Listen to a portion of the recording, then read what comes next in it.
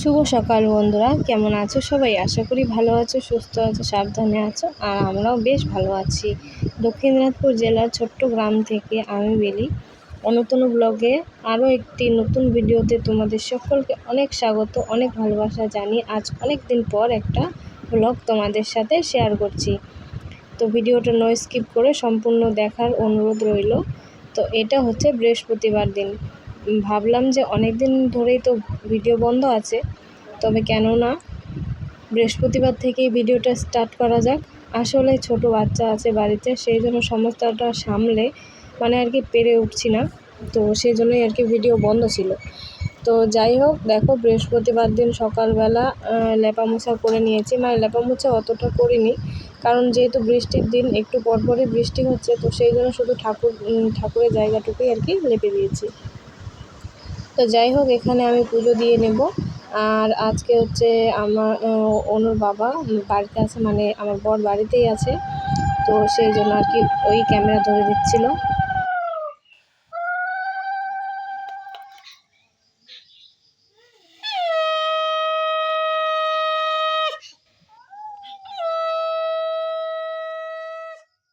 আর তোমরা দেখতে পাচ্ছ ক্যামেরার মধ্যে কতটা সবুজ লাগছে জায়গাগুলোকে।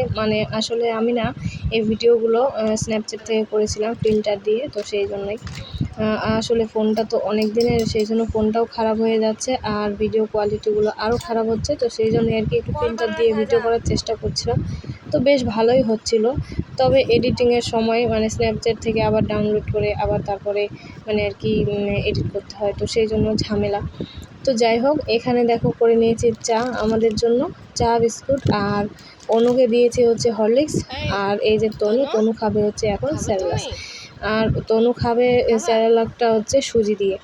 খাওয়ার জন্য দেখেছো কেমন ওট পেতে একদম বসে আছে, ওর ধৈর্য আর ধরছে না খাওয়ার জন্য। আর তনু না একদমই খেতে চায় না, কোনো কিছুই খেতে চায় না, ভাত তো একদম খেতেই চায় না, সুজি বানিয়ে দিলেও খেতে চায় না। তবে এখন স্যারেলাক নিয়ে এসেছে ওর বাবা একটা, তো স্যারেলাকটা দিয়ে কিন্তু খুব সুন্দরভাবে খেয়ে নেয়। আর শুধু স্যারেলাক আর সুজি খেয়েই ও থাকে, তাছাড়া ভাত বলো তারপরে খিচুড়ি অতটা ও খেতে চায় না, কেন জানি না, ও না খেতেই চায় না। ওকে কিন্তু ডাক্তার দেখিয়ে মুখে রুচি হওয়ার ফাইলও কিন্তু খাওয়ানো হয়েছে, ও ওষুধ আর কি খাওয়ানো হয়েছে, তবু কিন্তু ও খেতে চায় না। খাওয়া দাওয়াটাই ও না ভীষণ কম করে, ওর শরীর দেখেই তোমরা হয়তো বুঝতে পারছো। আর অনু ছিল ভীষণ ভালো ছিল, অনু যখন ছোটো ছিল ভীষণ ভালো ছিল, যে যা খেতে দিতাম সবই খেয়ে নিত।